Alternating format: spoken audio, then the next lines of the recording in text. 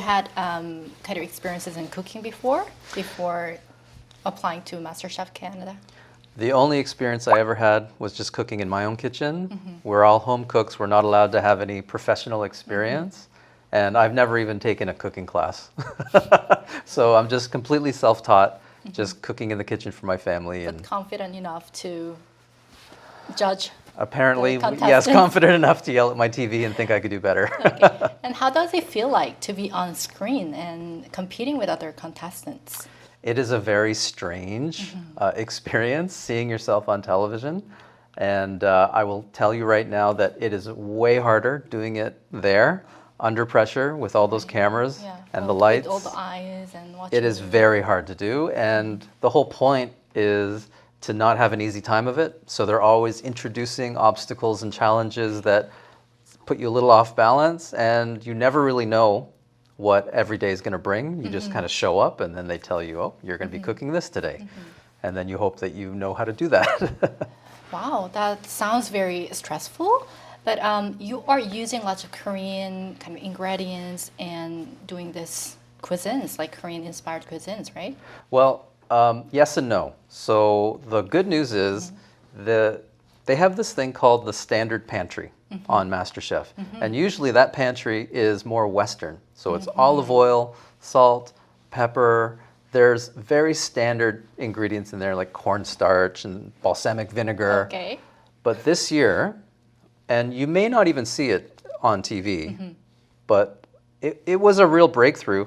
We got soy sauce, sesame seed oil, gochugaru. Like there were a bunch of ingredients from different cultures that we got into that standard pantry because MasterChef Canada agreed that Canada doesn't just look like Western cooks. Wow. Canada is all these different nationalities of people, so that pantry should expand. Now, it can't expand indefinitely because if we put every culture's spice in there, it would get too big. But I thought that that was a win. And actually, they may not even say anything about that because it's one of those things that it's not a trade secret. It's just that it's not something that they talk about a lot. But we were able to cook with those ingredients, but because every challenge is very specific. So I can talk about this one because it aired this week, but the Canadian Mystery Box Challenge that was aired in episode 2, you can only use the ingredients that were under that box. I see. So most of the time, I wanted to cook with Korean ingredients. Part of the point of me being in the competition was to try to popularize Korean food, and I'm going to continue to try to do that every episode, but every episode we don't have any control over what we're cooking, and so we might be limited to a very narrow set of ingredients. So that's why you kind of need to be okay cooking like, in a French style, in an Indian style, in an Italian style. Wow, that like the pantry, that's kind of a little bit of like background story. It was amazing, and I see that the kind of the multicultural aspect of the pantry truly represent MasterChef Canada's idea. That's right. Yeah. And how does it feel that you had this love and hate relationship towards Korean food, but now sort of representing Korean culture and food on television to broader Canadian audience? It's amazing. I love it. I feel like there's a lot of responsibility, and I want to make sure that people understand that I don't represent myself as an expert in Korean cuisine because I'm still learning. In a way, the Korean part of my repertoire is maybe not the weakest, but it's not the strongest yet. And so, but I'm willing to try to cook as much Korean food as I can to popularize it even more because I just think that it's something to really be proud of for us. Some people feel torn between preserving the authenticity and adapting to the local ingredients, as you said, like Hawaiian pizza. Yeah, yes. That will start a war. I heard that actually started from Canada. Like, is that right? I don't know. You know what? It wouldn't surprise me. But so what's your approach towards that kind of balance? So I don't believe in the authenticity debate only because I'm not authentically from Korea. Like I was born there, but I wasn't raised there. And I'm also not a chef in the Korean tradition. I'm just a guy who lives in Canada. And so I don't think I need to uphold any particular authenticity other than I know what great Korean food tastes like, and I want other people to experience those flavors, right? Yeah. So that's the authenticity side. But on the other side of the debate, like Western foods or traditional sort of French cuisine or whatever, I think that there is a lot that Korean culture and Korean food can benefit from those techniques as well. And in fact, there are Korean shows that I've seen on Netflix where I think the latest one, Culinary Class War, was won by an Italian chef who's Korean, who uses Italian techniques to enhance his Korean cooking. So I think this is what it's about for me. It's let's just keep evolving Korean food, Right. because one of the things that I think is nice and I think is not nice is that you go to any Korean restaurant, it's the same thing on every menu, and I want people to play with their food a little bit more. That's beautiful. I think your identity, like this special positionality, like in between cultures, kind of give you a very special perspective to be more creative and in that way enhancing Korean food. I almost. totally agree with that Yeah. because in a way I'm caught between two cultures. And so I used to think of that as kind of like a jail, but now I think of it actually as quite freeing because I Yeah. don't have to be totally Korean. I don't have to Exactly. be totally Western. I can play around and do whatever I want. That's your strength Yes. to set yourself apart from Yes. any other contestant. Okay, I think that's amazing. And was there any? I mean, we just started the MasterChef Canada, Yes. but was there a dish or challenge that kind of particularly was meaningful? Well, Or how was it like so so far? what happened in episode 1 was that we each had to cook one of the judges' dishes and replicate it. And if you won, you got the white apron, and then you didn't have to cook your signature dish, but everybody else did.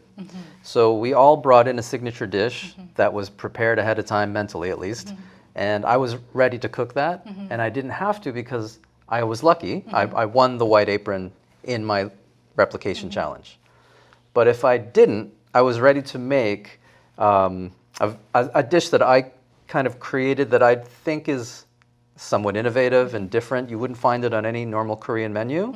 It was kalbi marinated chicken thigh, deep fried in a sort of katsu cutlet style, and then my gochujang chili sauce on top with rice, and I did a quick pickle of Korean pear, so it's a sweet pickle, and sweet kimchi, and then a little poached egg on top with some garnish. And so that was going to be my signature dish, and I never got to cook it. Oh, now I'm drooling. But, So yeah. I kind of wish that I was able to cook it, but I was okay Okay. just getting the white apron without having to cook it. Okay, so speaking of your creativity, you created this Korean chili sauce. Yes. Tell me a little bit about that. So, like many things, the pandemic created a lot of extra time on my hands. So I was playing around in the kitchen. And one of the things that's always frustrated me about gochujang is how thick it is. I love the flavor, but it's such a pain to use. And I didn't want to scoop it out and thin it out every single time I used it. I wanted to have a sauce. And I wanted to have a Smart. sauce that I could pour or squeeze, just like sriracha. Wow. And I was thinking, why am I using more sriracha than a Korean style sauce? And I'm Korean. Why don't I just make a sauce that you can do that with? One day, I was eating bibimbap, and they bring out the little ketchup bottle full of the gochujang sauce. And, you know, that's only for bibimbap. And it's a very limiting sauce because it's not supposed to be the star of the plate. It just enhances the bibimbap. But I thought, why don't we take that as a starting point and then add more flavors so that we can create, and when I say we, I just mean me. I was just alone in my kitchen making version after version, and I bought some bottles on Amazon, and I filled them, and I brought them to people's houses. Okay. And I remember my friend once said, okay, another version. I did 11 versions Wow. before I You can- finally was you can happy. Thank them here. Thank you, everybody, for trying all of my sauce versions. Okay. But after a while, I got to a version that I really liked. And then I just called it Sung's Korean chili sauce. Wow. And then after a while, I actually had enough kind of business to start a Shopify website. Wow. And I started just to sell it to strangers as well. And I got big enough that I found a co-manufacturer in Ontario to make it in 300-liter batch. Wow. Sorry, I think it's a 30-liter batch. No, it has to be 300. 30 isn't very small. I was making 30-liter batches. He was making 300-liter batches. And so after a while, by 2022, work got really busy, and so I couldn't really manage the side hustle with my regular job. So I said, okay, we're going to park this. I'll probably come back to it. But since 2022, 2023, I haven't really done very much on it. But with MasterChef, maybe if people are interested in it again, it's something that I can start up again. Okay. So then what's your future plan as a chef after this MasterChef Canada? Well, I know a lot of cooks who go on MasterChef Canada have a dream of opening a restaurant or being a caterer or having some kind of food career with a cookbook or something like that, or maybe even a TV show. Yeah. But my food dream was always just to be able to continue with the sauce, but not as a sauce business, but as a Korean food business. Because the idea would be, we start with the sauce, but I want Korean foods that are accessible to all Canadians. Because one of the things that I notice when you go to the Galleria is a lot of the packaging is still in Korean writing. And there might be the mandatory sticker is labeled with the ingredients and the nutritional information. Imported kind of goods. But the instructions and the romance language is all in Korean still.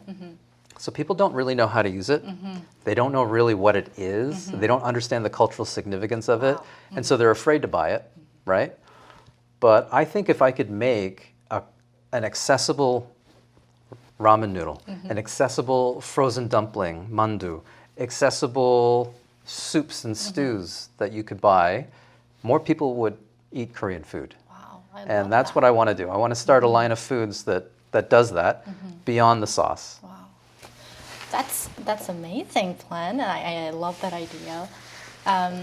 So speaking of introducing this Korean food to the broader audience, is there any recommendation, like who are not familiar with Korean food at all? Like what would be the kind of first dish that you want to introduce?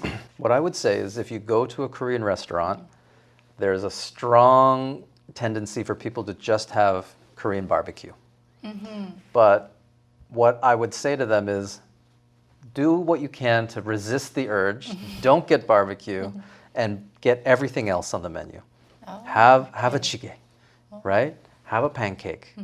Try a dish that you've never tried before that you may not even be able to pronounce, and just explore the menu, because that's where for me, that's where the real reward is.